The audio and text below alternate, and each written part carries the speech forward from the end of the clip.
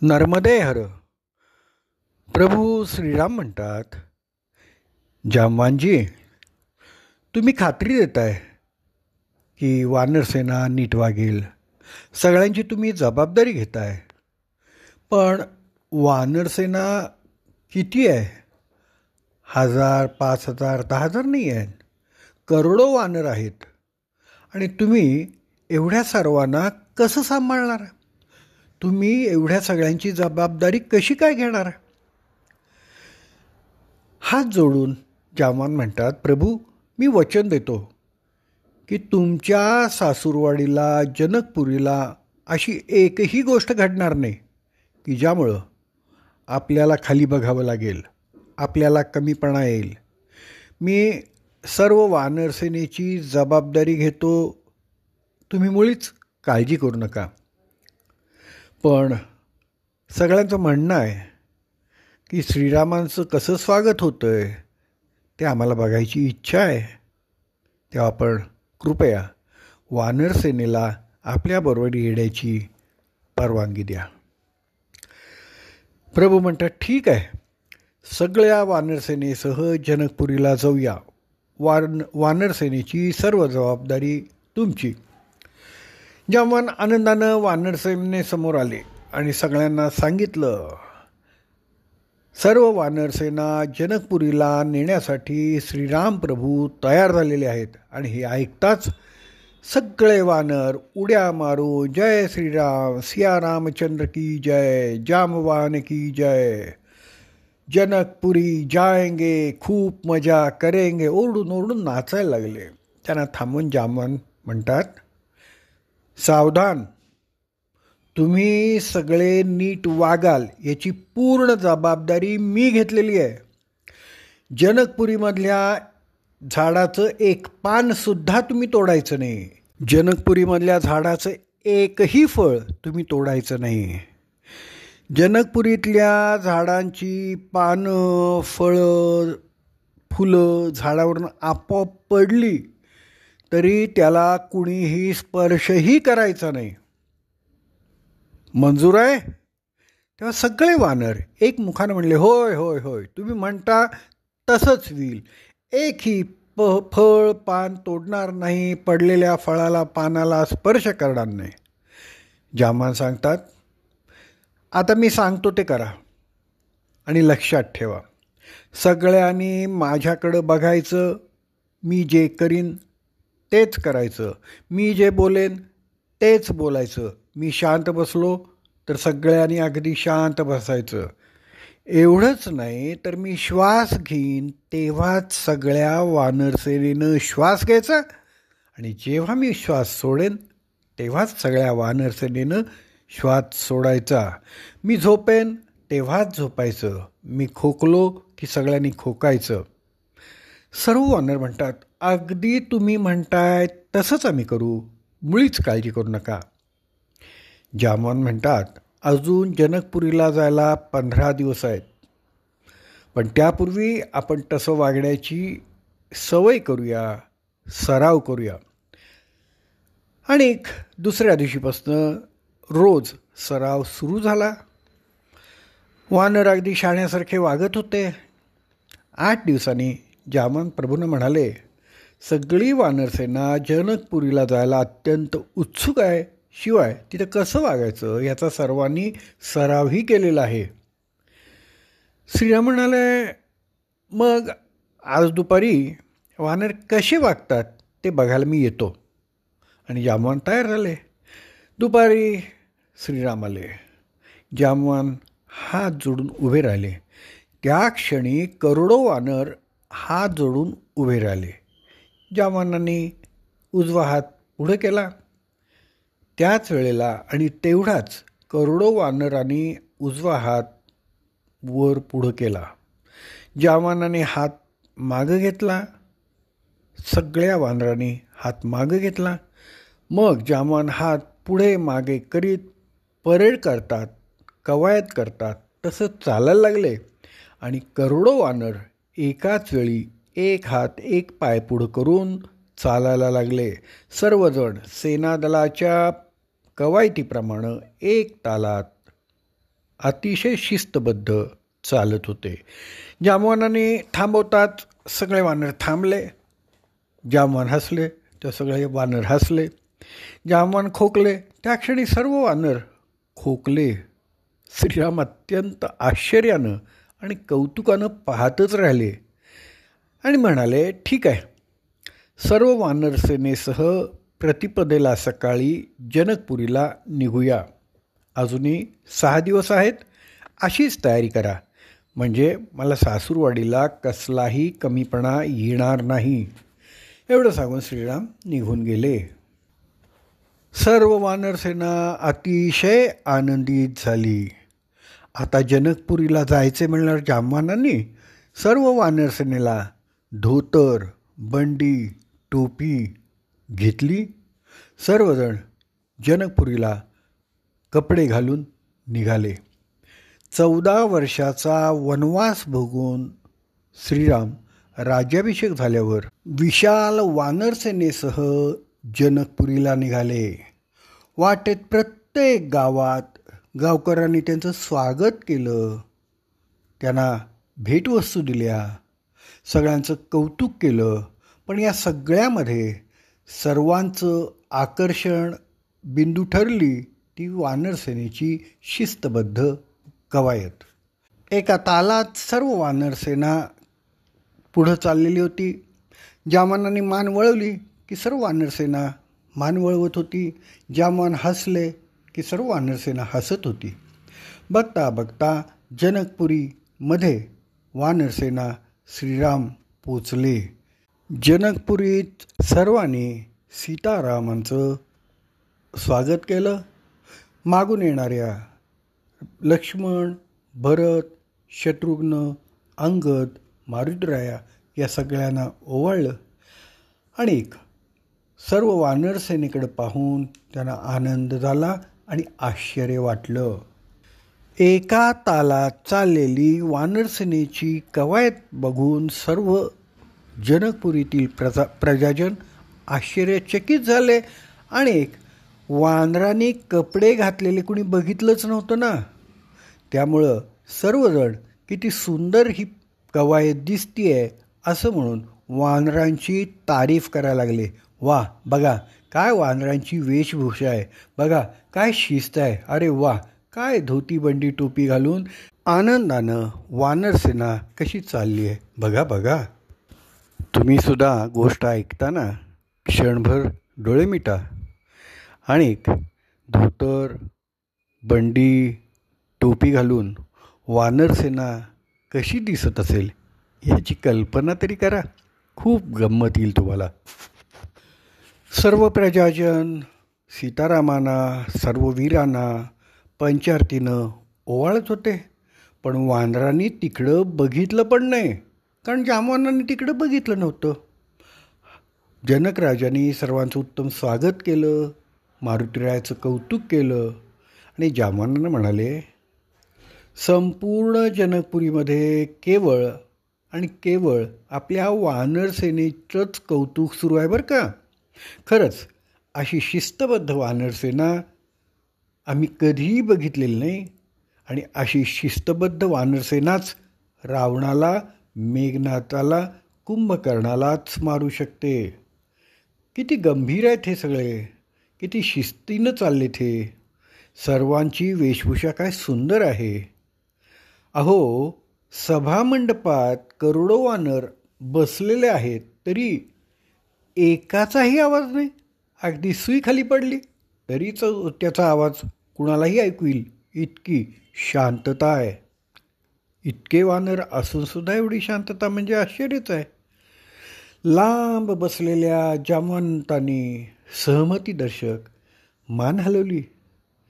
तेव्हा जामवानांच्याकडे बघणाऱ्या वानरसेनेने तशीच मान हलवली. जनकराजाने सर्व वानरसेनेचं कौतुक केलं व खूप लांबून दमून आला आहात तेव्हा आपण भोजन प्रसाद ग्रहण करावा अशी विनंती केली. पण सगळे वानर गप्पच, कारण सगळ्यांची दृष्टी जामवानांच्याकडे होती. जामवान म्हणले, ठीक आहे. लगेच सगळे वानर म्हणाले, ठीक आहे. आपण जर कधी कुणाकडं मोठ्या व्यक्तीबरोबर गेलो तर मोठ्या व्यक्तीबरोबर आपलासुद्धा मान वाढतो. तसंच श्रीरामांच्या बरोबर गेल्यामुळं सर्व वानरसेनेचा मानही खूप वाढला. जनकराजाने प्रत्येक वानराला बसायला एक चौरंग दिला आणि समोर प्रत्येकाच्या एक एक चौरंग ठेवला. त्या चौरंगावर सोन्याचं ताट, 3 चांदीच्या वाट्या, चांदीचं तांब्या भांडं असं ठेवलेलं बघून वानरांना काय करायचं आणि काय बोलायचं कळेनाच आणि ते जामवानाकडे बघत राहिले. जामवान शांत बसलेले होते. सगळे वानर शांत बसले. मग भोजन प्रसाद वाढायला सुरुवात झाली. खीर वाढली, सुधारस वाढला, पनीर भाजी वाढली, पुरी, बुंदीचा लाडू, श्रीखंड, कोथिंबीर वडी, आळूवडी, काळा भात, 2-2 रोट्या ताटात ठेवली. एका बाजूला एक पेरू ठेवला, आवळा ठेवला आणि ताटासमोर एक आंबा ठेवला. असं ताटात वाढून मग जेवतात. हे वानरांना सगळं नवीन होतं. आयुष्यात पहिल्यांदाच सोन्याच्या ताटात आणि चौरंगावर बसून वानर बघत होते कोणाकडं, तर जामवानांच्या इशाऱ्याकडं. पण मधनं चोरट्या नजरेनं ताटातील एक एक पदार्थ बघून वानरांच्या तोंडातनं लाळ गळायला लागली. पण नजर जामवंतांच्याकडेच होती. जनकराजाने हात जोडले आणि भोजनास सुरुवात करायला सर्वांना सांगितलं. तरीही सर्व वानर शांतपणे तोंडातली लाळ गाळत गाळत जामवानांच्याकडेच पाहत होते. वाढणाऱ्यांच्या हातनं कुणीही काहीही ओढून सुद्धा घेतलं नाही. जामवानाने हातात जल घेतलं, ताटाभोवती 3 वेळा जल फिरवलं, हात जोडले. सर्व वानरांनी त्यांच्याप्रमाणेच हातात जल घेतलं, ताटाभोवती फिरवलं, हात जोडले. जामवानांनी आचमन केलं. सर्व वानरसेनेनं आचमन केलं. मग जामवानांनी म्हणायला सुरुवात केली, वदनी कवल घेता नाम घ्या श्रीहरीचे, सहज हवन होते नाम घेता पुकाचे, जीवन करी जित्वा अन्न हे पूर्ण ब्रह्म, उदर भरण नोहे जाणीजे यज्ञ कर्म. जय जय रघुवीर समर्थ. एका सुरात सगळ्या वानरसेनेनी सुद्धा हा श्लोक म्हणला आणि सगळे मंत्रीगण, जनकराजा वानरांच्याकडं कौतुकाने बघतच राहिले. सगळे म्हणायला लागले, श्रीराम, आपल्या वानरसेनेला आम्ही मानलं बरं का. काय अद्भुत आचरण आहे सगळ्यांचं, काय शिस्त आहे सगळ्यांची. पण श्रीराम शांतपणे बघतच होते आणि मनात म्हणत होते, ही वानरसेना अशीच नीट वागू दे रे बाबा. नीट वागली म्हणजे मी सुटलो. मग जामवानांनी प्रथम पुरी खाल्ली. सर्व वानरसेनेनी पुरीनं सुरुवात केली. जामवानांनी पनीर भाजी भात खाल्ला. सर्व वानरांनी पनीर भाजी भातच खाल्ला. पुन्हा वाढायला वाढप्यांच्याकडनं जामवानांनी जेवढा परत भात घेतला तेवढाच प्रत्येक वानरांनी भात घेतला. हळूहळू आनंदाने सोन्याच्या ताटातले पदार्थ वानर खात होते. आणि मग जामवानांची नजर समोर ठेवलेल्या आंब्यावर गेली. अत्यंत आनंदाने जामवानाने आंबा उचलला. त्याबरोबर सर्व वानरांनी ताटासमोरचा आंबा उचलला. जामवानाने आंबा फिरून सर्व बाजूनी छानपैकी बघितला. तेव्हा सर्व वानरांनी आपल्या हातातला आंबा फिरून सर्व बाजूनी पाहिला. आता जामवानाने आंबा दाबून कोय केवढी आहे हे बघण्याकरता आंबा दाबला. पण आंबा एकदम पिकलेला होता. त्यामुळं जामवानाने जोरात आंबा दाबताच कोय वर उडाली.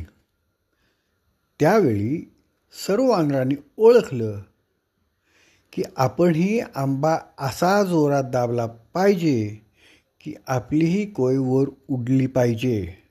सर्व वानरसेनेनं आपापल्या हातातला आंबा असा जोरात दाबला की सगळ्यांच्या आंब्यातल्या कोयी हवेत उडाल्या आणि सगळे बघायला लागले आता जामवान काय करतात. कारण ते करतील तसंच करायचं ठरलं तर ना. पण जामवानांच्या आंब्यातनं जी कोय उडाली त्यांनी जामवानांना राग आला आणि ते म्हणाले, या हातातनं मेघनाद सुटला नाही, या हातातनं रावण सुटला नाही, या हातातनं कुंभकर्ण सुटला नाही आणि ही छोटीशी कोय माझ्या हातातनं सुटते म्हणजे काय. थांब, तिला मी पकडतोच.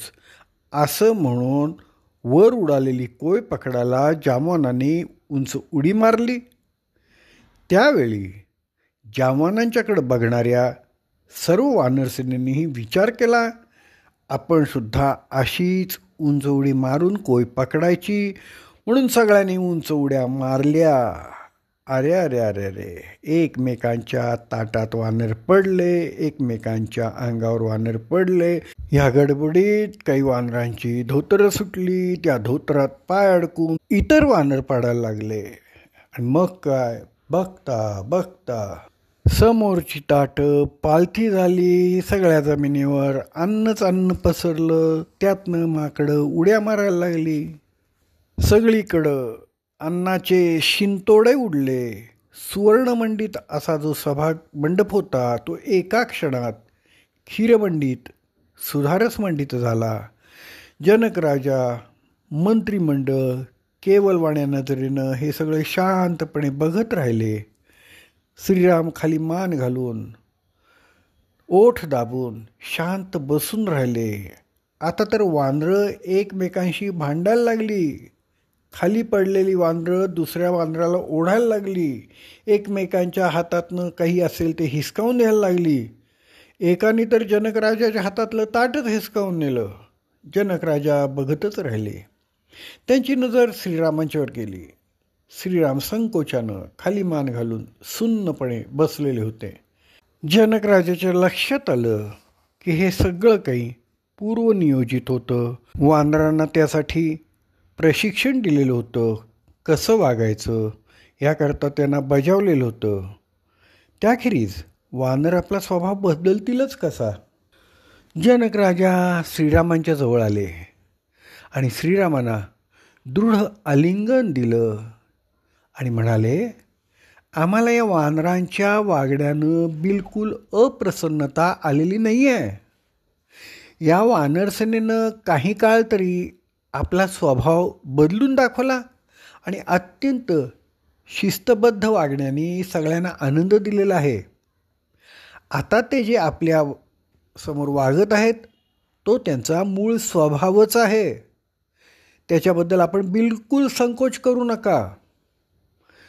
पण ह्या सगळ्यात जास्ती संकोच वाटला, सगळ्यात जास्ती लाज वाटली ती जामवानांना. कारण जामवानाने सर्व वानरसेनेची जबाबदारी घेतलेली होती. ते नीट वागतील याचं वचन दिलेलं होतं. म्हणूनच श्रीराम वानरसेनेला घेऊन जनकपुरीला आलेले होते आणि तिथंच हा लाजीरवाणा प्रसंग घडला. जामवानाला अत्यंत वाईट वाटलं की आपल्यामुळं श्रीरामांना अशा विपरीत परिस्थितीला सामोरं जायला लागलं. पण काही आता बोलून उपयोग नव्हता. त्याचवेळी श्रीरामांना जनकराजाने छातीला छाती लावून दृढ आलिंगन दिलेलं जामवानाने पाहिलं आणि त्यावेळी जामवानांच्या मनात आलं, माझ्या हातनं फार मोठा अपराध झालेला आहे.